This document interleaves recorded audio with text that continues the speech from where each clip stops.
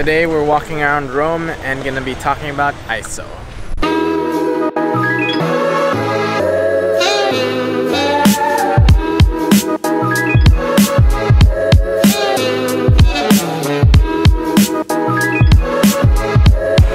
Alright, let's start out with what is ISO. ISO is basically the measure of sensor sensitivity of your camera, at least for digital cameras. For film cameras, it's the same, except you can't really change it. You can only change it depending on your film. What does ISO stand for? I have no idea actually. Do you say ISO or ISO? I'm not sure. I say ISO. Okay, moving on.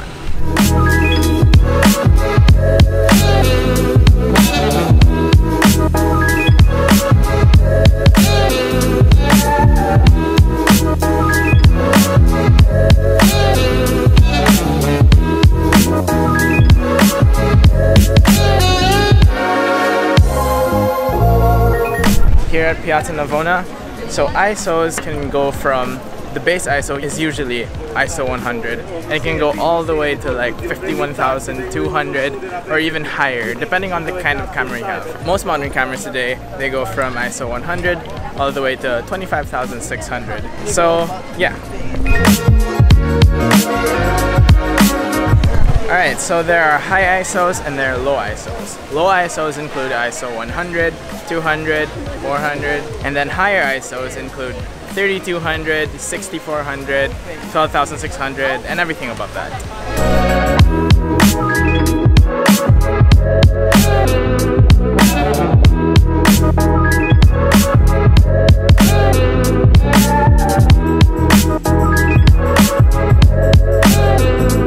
Alright, so how do you use ISOs? So, lower ISOs are usually used for brighter environments like this.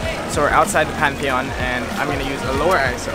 Let's see, maybe ISO 100 to compensate for the super bright lights. And then when we're inside, we're going to use a higher ISO because it's going to be darker. Let's go.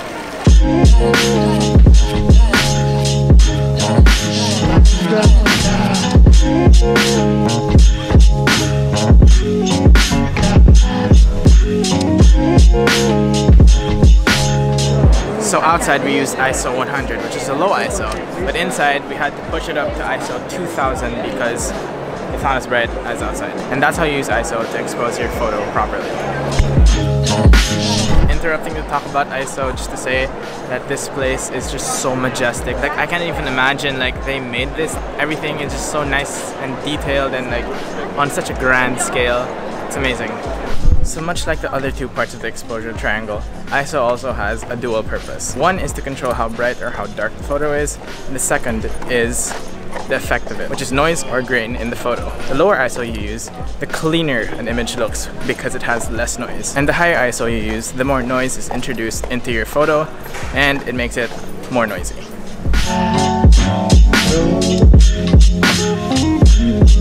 So noise is basically this. I'm kidding. Noise is the grain in the photo. So as you increase your ISO, you introduce more grain into your photo. Now depending on your camera, this grain could be nice or this could be like really ugly, different colors of noise. So be careful when increasing your ISO. But now we're here at the Trevi Fountain and I had a photo here about 9 years ago when I was 11 and we're gonna recreate that exact photo.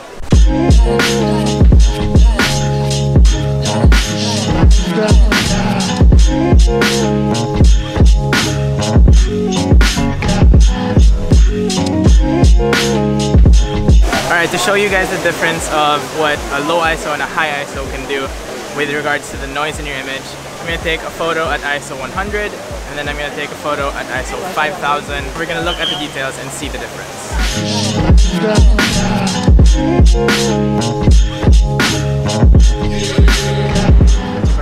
Out of Basilica now. Alright, let's compare the two photos and let's see the difference between ISO 100 and ISO 5000. So if you zoom into the details, you're going to see that the details of the one at ISO 100 is a lot sharper, more defined than the one at ISO 5000. And if you look at the shadows, you can see a bit of noise in the one at ISO 5000.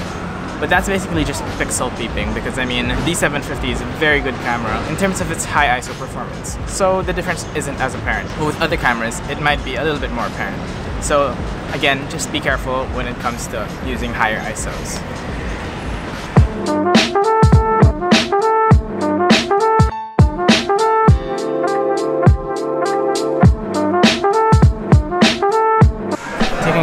here, got this really nice cafe. Check it out, it's like blue and wood accent.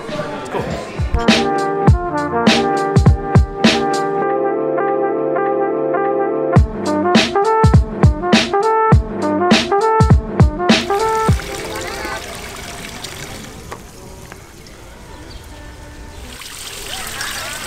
We are now here at the Gallery Borghese, and you might be wondering, so what ISO should I use? If lower ones like 100 are always the cleanest one compared to high ones which are noisy and people don't really like noise generally, which I use?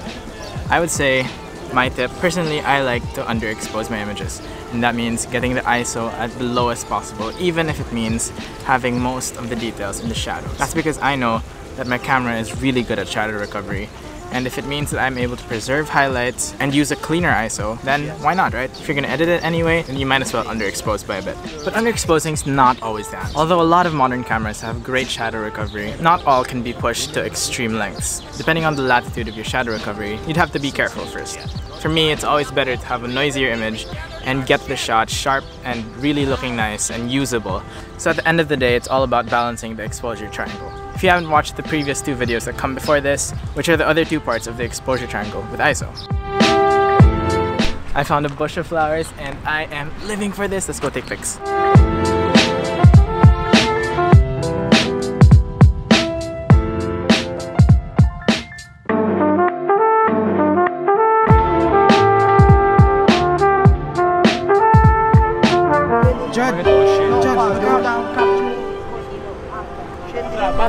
It's a lookout.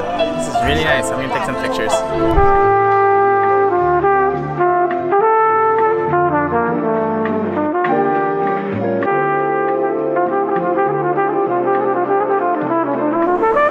Alright, that's about it for today. If you have any questions about ISO that I didn't really address, let me know down in the comments below and I'll be happy to answer your questions. If you like this video, like and subscribe because I'm going to be making more videos like this throughout this month. So I'll see you guys tomorrow.